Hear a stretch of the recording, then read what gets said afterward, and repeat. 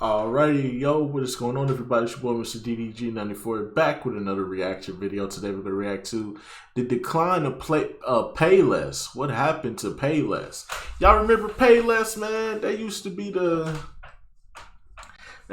the one place you go when you needed shoes for, Easter Sunday, or you had a job where you had to have a specific type of shoe. You had a specific type of color of shoe, and you didn't have the shoes, so you would go to Payless to go get you some boots or to go get you some work shoes. So that way, man, what happened to Payless? Payless used to be the plug, man. Yeah, they used to have some off-brand shit, you know what I'm saying? But still though, they was good for what it was, man. It's just niggas so high maintenance these days now. It's ridiculous, bro. Like, you still need a place to go get some cheap shoes just in case, bro.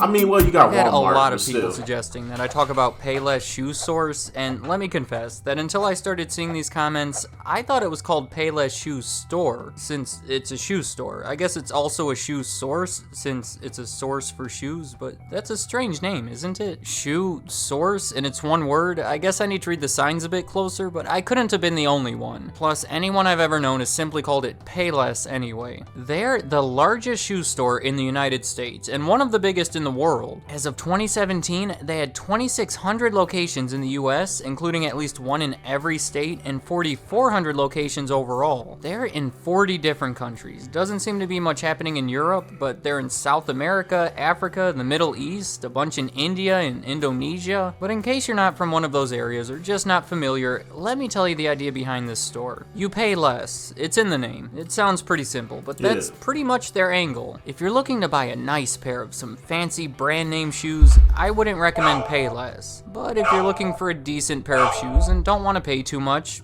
go to Payless. I mean, traditionally you can walk out with a pair of shoes for well under $20. It's simple enough, and there's definitely a market out there for this type of store. But they've been struggling for a while, and they've really been struggling in the past few years. In February of 2016, Moody's issued a ratings downgrade. In February of 2017, they issued another one, and it looks like they were right to do so, because in April of 2017, they filed for Chapter 11 bankruptcy. Remember, in 2017, they had 4,400 locations. Today, they're down to 3,600. Nearly 20% of them just gone. I think we can agree, these have not been good times for Payless, so let's take a closer look. Payless was originally called Payless, but with a hyphen. The name has changed a few times over the years, but it's found...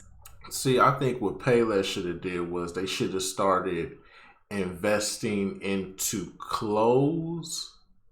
Yeah, I think they should have started investing in the clothes. It started selling clothes for like under $20. Like, make sure you have a bunch of they could have sold like Fila, Champion, Reebok, Under Armour, because those were the only brands they really had in this store. Skechers. They could have started selling like stuff for under $20, like shirts, pants, shorts. You know what I'm saying? Sweatpants, hoodies. They could have sold all that for under $20 in a store to go along. So that way you can have an outfit to go along with it. Cause like Payless, people can't really sit up here and act like Payless wasn't the place you went to go get your first day of school shoes, or at least one pair of them, because you probably go to the mall and get you like some Nikes or some Jordans, but then you gotta have some backups just in case. You know what I'm saying? Your moms will buy you some backups just in case. Like when when the snow hit the ground, you basically, like, I know my mom, like, when the snow hit the ground, I had me some $10, $15 boots ready to go for when the snow hit the ground. So that way I ain't wearing my Jordans or my fresh Nikes and I'm fucking them up. I got the boots on. its way back to Payless, so I'll just be calling it that. Payless was started in 1956 by two cousins in Topeka, Kansas, and from the beginning, it's been the same approach of selling these low-end shoes. They started with a few key strategies that enabled them to keep their prices low that haven't changed much since. Most of them you would expect: a low cost structure, efficient sourcing, efficient inventory. They actually own a lot of the brands of shoes that they sell. The one that stands out to me is self-service. All the boxes are laid out in the aisles, you try them on yourself, no need to ask the guy if he could bring it to you in a size 10. It's generally easier and cheaper for them because it requires a smaller staff of people. Plus, I can't imagine the customer minds it much. I prefer it. I don't need their help locating and trying on shoes. I can handle it. This is common stuff today, but it wasn't quite as common when they started doing it. It helped group them into a newly formed separate category away from the traditional shoe stores. And by the way, the average price of a pair of shoes they sold was less than $3. By the end of their first year, they were up to 3 locations in Topeka. By the end of their first 3 years, they were up to 15 locations, including some in other parts of Kansas and neighboring states. Their target customers were women and children. Women's shoes totaled 60% of their sales, children's shoes were 30% of their sales, and men's shoes, they didn't sell many men's shoes. See, around this time, mainly throughout the 1950s, there was something called the baby boom, where there was an abnormally high number of babies born, which was a good thing for a company specializing in children's shoes. By the early 60s, they were up to 38 stores and 6 million in sales, which, having only existed for less than a decade, I can't imagine they were upset with this. But they did see higher potential. They generated $6 million, but the overall market for this type of store was estimated to be $270 million. They were only capturing 2% of the potential customers. The market was out there. It seemed like a great time to invest more in the business and try to capture it. In 1962, they put their plan in motion by becoming a public company and using the proceeds to fund their expansion. From here, they started opening at least a dozen new stores each year, in addition to adding 145 stores through the acquisition of 8 smaller retail shoe companies. By 1975, they were the largest store of their kind in the United States, with almost 500 locations and sales of nearly $75 million. The company wasn't even 20 years old yet. Most of these 500 locations were your typical standalone stores, but from here, they started a much heavier emphasis on mall locations. By the end of the 70s, 40% of their 739 locations were in malls. Then, they were acquired by May Department Stores, who are the owners of many department store chains. They used their resources to further expand the chain, reaching almost 3,300 locations and $1.5 billion in sales by the early 90s. In 1996, it was spun off into its own publicly traded company. In 2007, Payless made a big move when they acquired a competing chain called Stride. They specialized in kids' shoes, and they had their own brands as well, such as Keds. Payless paid $800 million for it, as well as an additional $100 million in transaction costs and assumption of debt. The combination of the two companies motivated Payless to change their name to Collective Brands and have Payless and Stride both operate under it. This move gave them an estimated 19% market share in children's shoes. Just 5 years later, in 2012, there was another big move when the newly formed Collective Brands was acquired in a deal valued at $2 billion.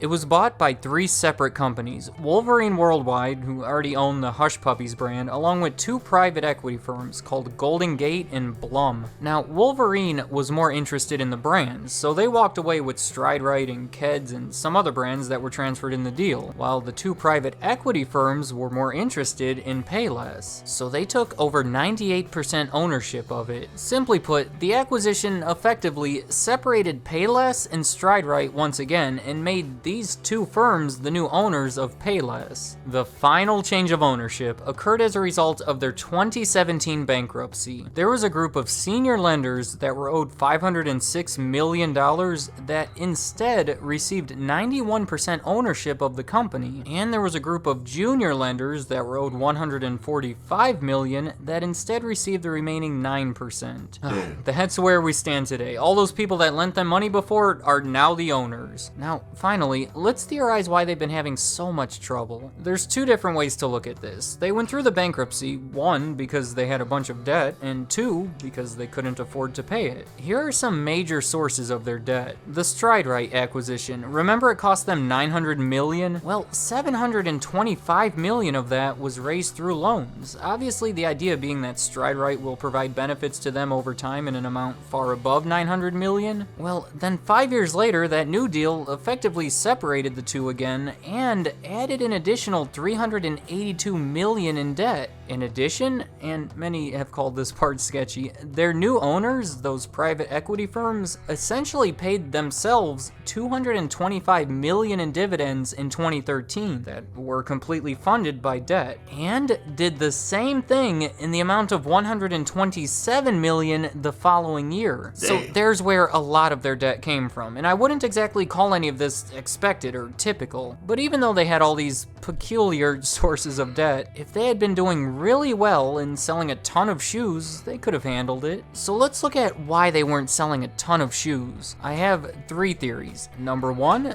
let's get it out of the way. The internet. More people are buying their shoes online than ever before. It's no surprise that a shoe store would be struggling. And to make matters worse, that huge push toward opening their locations in shopping malls, you see where this is going. The malls are dying, less foot traffic, fewer people hanging around these locations. This is all the stuff you were Yeah, they really should have started. They really should have made a balance between.